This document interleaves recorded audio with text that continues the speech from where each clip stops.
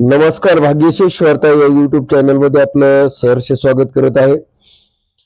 आमच्या वसमत येथील प्रतिनिधी स्नेहल कांबळे यांनी दिलेली अधिकची माहिती अशी की हिंगोलीच्या वसमत नगरपालिका निवडणुकीत मध्ये प्रचाराला जोरदार सुरुवात झाली आहे।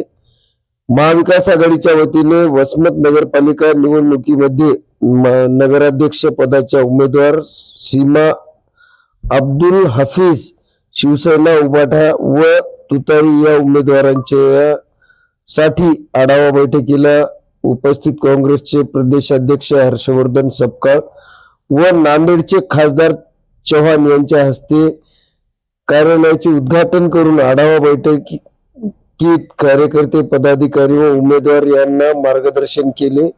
महाविकास आघाडीचे सर्वच उमेदवार निवडून आले पाहिजे असा विश्वास त्यांनी व्यक्त केला।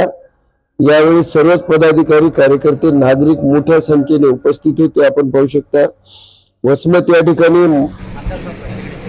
बैठक संपन्न झालेली आपल्या परिसरातील जाहिराती व बातम्यांसाठी आमच्या प्रतिनिधी स्नेहल कांबळे यांच्याशी संपर्क साधा। अब्दुल हफीज अब्दुल रहमान साहेब महत्त्वाच्या बातम्यांसाठी आमच्या चॅनलला लाईक करा, शेअर करा, सबस्क्राइब करायला विसरू नका। आपण आमच्या माध्यमातून पाहू शकता वसमत नगरपालिकेच्या या ठिकाणी आढावा बैठक घेण्यात आलेली आहे। आणि जास्त काय बोलत नाही। कुंभार साहेबाला विकास, विचार आणि विश्वास या सूत्राच्या माध्यमातून आपल्याला पुढे जायचं।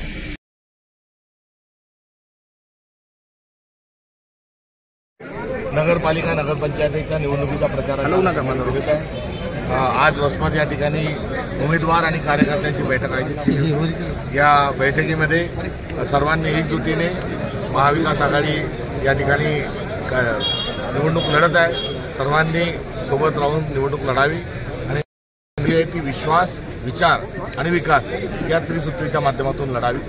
भारतीय जनता पक्ष आज दंडेलशाही, मुजोरी च्या माध्यमातून निवडणुका लढत आहे। वारेमाप पैसा खर्च करत आहे आणि अशा वेळेस लोकशाही वाचवण्याचं एक महत्त्वाचं काम हे सर्व संविधानवाद्यांना करायचं आहे। हे देखील आव्हान त्यांना आजच्या बैठकीच्या माध्यमातून करण्यात आलं। भाजपच्या नेत्या आहेत पंकजा मुंडे, त्यांचे पीए अनंत गर्जे, त्यांची पत्नी गौरी पालवे गळफास घेऊन आत्महत्या केली। ते नातेवाईकांनी आरोप केले की खुनाची घटना आहे, कसं बघतात?